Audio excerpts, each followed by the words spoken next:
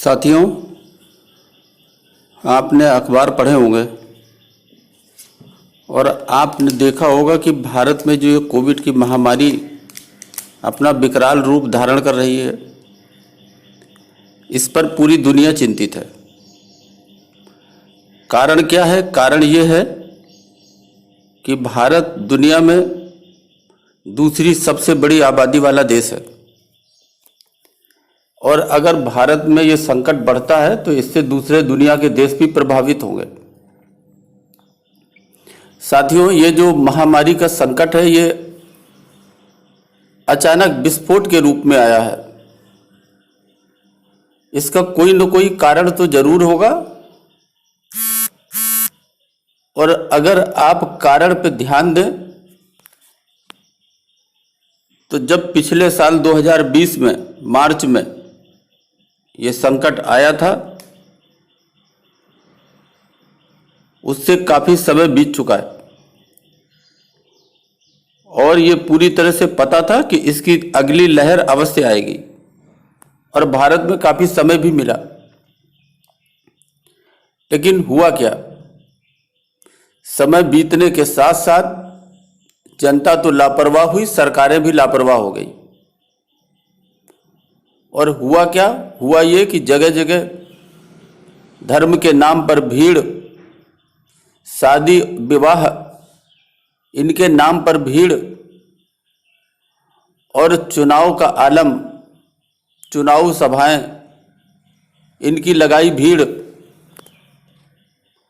और ये इन भीड़ों का परिणाम यह है कि जब दूसरी लहर आई तो उसने विस्फोट का रूप ले लिया। साथियों, नेताओं ने भी खूब फायदा उठाया। जगह जगह आंदोलनकारियों की भीड़ इकट्ठी होने लगी, उन्होंने भी मौके का फायदा उठाया। राज्य सरकारों ने भी जो कोविड की अगली संभावित लहर थी उसको अपने ध्यान से हटा दिया और जो उनके पास जनता के टैक्स का फंड था उसको अपने राजनीतिक फायदे के लिए खूब इस्तेमाल किया। और उसका नतीजा ये हुआ कि लोगों के इलाज के नाम पर आज उनके पास कुछ भी नहीं है, कटोरा लेकर खड़े हुए हैं। जिस जनता के टैक्स के पैसे पर बैठे हैं उसी जनता को मरने के लिए छोड़ दिया गया।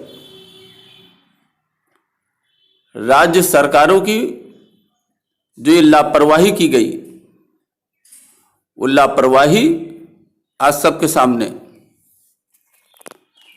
साथियों, अगर हम वैज्ञानिकों की बात करें तो भारतीय वैज्ञानिकों के एक पैनल ने मार्च 2021 की शुरुआत में ही इस खतरनाक और नए और घातक कोरोना वायरस वेरिएंट की चेतावनी सरकारों को दे दी थी। लेकिन इस पर सरकारों ने कितना ध्यान दिया वो आपके सामने, उनकी तैयारी से आपको पता लग जाएगा कि उन्होंने कितना ध्यान दिया। साथियों, अगर ब्रिटिश मीडिया संस्थान दी गार्जियन की बात करें तो उसने समाचार एजेंसी राइटर्स के हवाले से ये रिपोर्ट दी थी और रिपोर्ट के मुताबिक 4 वैज्ञानिक जो थे, जो भारतीय थे, उन्होंने भारत सरकार को कहा था कि बड़े स्तर पर प्रतिबंध लगाने की जरूरत है क्योंकि समय काफी बीत चुका है, इंतजाम नाकाफी है, ताकि कोरोना वायरस के नए वेरिएंट के फैलाव को रोका जा सके। साथियों, 10 मार्च के आसपास आपको याद होगा इंसेक्कॉग ने एक मीडिया ड्राफ्ट तैयार किया था जिसकी कॉपी राइटर्स में भी देखी गई। इस ड्राफ्ट में बताया गया था कि भारतीय वेरिएंट जो B.1.617 है उसने 2 नए म्यूटेंट वेरिएंट बना लिए हैं। ये शरीर की कोशिकाओं में आसानी से चिपककर लोगों को ज्यादा तेजी से संक्रमित कर रहे हैं। साथियों, भारत की इस समस्या को देखकर विश्व स्वास्थ्य संगठन WHO, उसके महानिदेशक टेड्रोस एडनोम घेब्रेयेसस ने दुनिया को कोरोना वायरस के प्रति सतर्क रहने की चेतावनी भी दी थी। उनका मानना था कि यह वायरस अभी लंबे समय तक दुनिया में रहने वाला है साथियों, WHO के महानिदेशक ने कहा था कि जिन देशों को लगा है कि उन्होंने कोरोना वायरस को काबू में कर लिया, वहां मामलों में बढ़ोतरी हुई है। उसमें भारत का भी नाम आप सामने देख सकते हैं। कोरोना वायरस को लेकर हुई बैठक में WHO के प्रमुख का कहना था कि इस महामारी का असर लंबे समय तक रहेगा। उन्होंने कहा था कि ऐसी महामारी 100 साल में एक बार आती है, लेकिन दशकों तक इसका प्रभाव रहता है और दशकों तक हमें सावधान रहने की जरूरत रहती है। साथियों, कमेटी ने सभी देशों को चेताया था कि जो मौसमी इन्फ्लुएंजा है या दूसरे वायरस से लड़ने के लिए खुद को और अपने देश की स्वास्थ्य प्रणाली को दुरुस्त रखना होगा।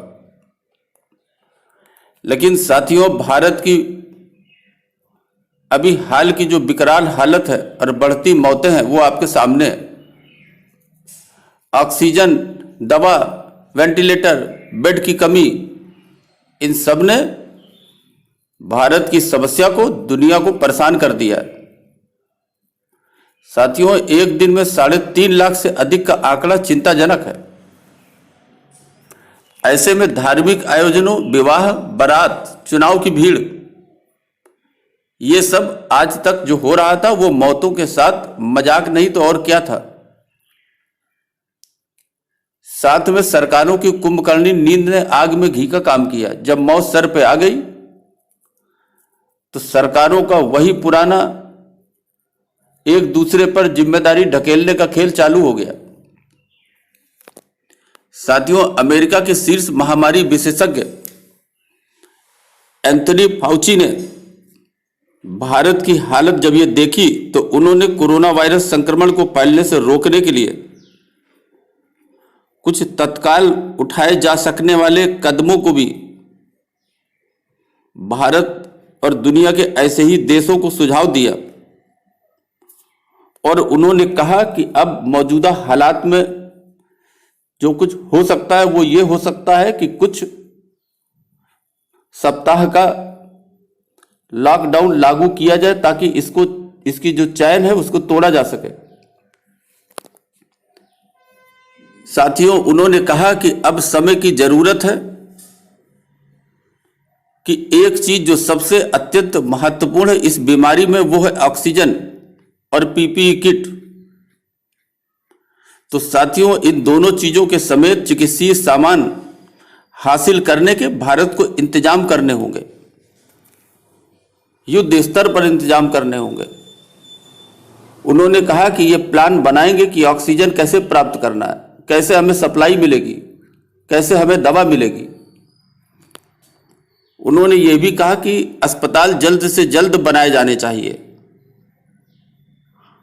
और आज के समय में जबकि सुविधाएं इतनी उपलब्ध नहीं है तो उन्होंने कहा कि जैसे युद्ध के दौरान फील्ड में टेम्परेरी हॉस्पिटल बनाए जाते हैं उसी तरह से अस्पतालों को जल्द से जल्द बनाया जाए।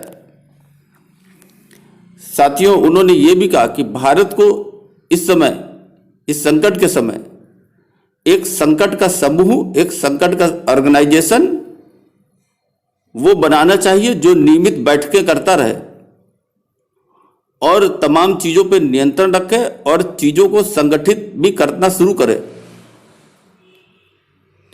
साथियों, फाउची ने चिंता जाहिर की है कि यदि 1.4 अरब की आबादी वाले भारत ने अपनी जनसंख्या के केवल अब तक 2% लोगों का टीकाकरण किया है तो अभी भारत को लंबी दूरी तय करनी है। साथियों, बहुत ही अफसोस के साथ कहना पड़ता है कि जो भारत के 28 राज्य थे, उनकी जो राज्य सरकारें थी, उनके पास वहां के निवासियों के टैक्स का पैसा था, भरपूर मात्रा में था। लेकिन साथियों, ये सरकारें इस कोविड की दूसरी लहर का इंतजार करती रही, उसके इंतजामात में ढिलाई बरती और जो कुछ पिछले साल इंतजामात किए थे वो भी धीरे धीरे समाप्त हो गए, उनकी तरफ ध्यान नहीं दिया। और वो सब काम हुए जिनकी वजह से ये बीमारी फैली, संक्रमण फैला और बड़ी बुरी तरह फैला। और जब फैला तब चूंकि उनके पास इंतजामात की कोई व्यवस्था नहीं थी यहां तक कि देखा गया है कि उन्होंने फंड्स भी अपने राजनीतिक फायदे के लिए इस्तेमाल किए, इसलिए उनके पास पैसा भी नहीं था और ऐसी हालातों में जनता को मरने के लिए छोड़ दिया और हाथ में कटोरा लेके खड़े हो गए। साथियों, ऐसी राजनीतिक व्यवस्था को क्या कहा जाए, उसके लिए तो कुछ शब्द भी नहीं है, क्योंकि सरकारों का काम होता है जनता के टैक्स के पैसे को सबसे पहले जनता की जान बचाने के लिए इस्तेमाल किया जाए। और अगर सब सजग होते तो इतनी बड़ी विस्फोटक स्थिति नहीं होती। इसका कहीं ना कहीं अर्थशास्त्र से भी संबंध है। अगर महामारी को रोका नहीं जाए समय पर और ये अपना विकराल रूप धारण करे तो इससे अर्थव्यवस्था भी बुरी तरह प्रभावित होती है, जो हो भी रही है। साथियों, इन सब बातों का कहने का हमारा अभिप्राय केवल इतना था कि आपकी अपनी जिम्मेदारी है कि आप अपने को बचाएं। सरकारों पर उतना भरोसा रखें जितना आपकी जान बचाने के लिए आवश्यक है। इसलिए भारत सरकार की जो भी कोविड की गाइडलाइंस हैं उनका कड़ाई से पालन करें, धैर्य रखें, टीकाकरण कराएं, 2 गज की दूरी है बहुत जरूरी। माननीय प्रधानमंत्री जी के इस वाक्य का अर्थ समझें और इसे अपनाएं और इस संक्रमण की चैन को रोकने के लिए पूरा सहयोग करें। अपने को बचाएं, दूसरे को भी बचाएं। मास्क अवश्य पहनें, लापरवाही बिल्कुल ना करें। अपने और अपने परिवार की रक्षा करने का दायित्व स्वयं उठाने का समय आ गया है। साथियों, अभी के लिए बस इतना ही। धन्यवाद।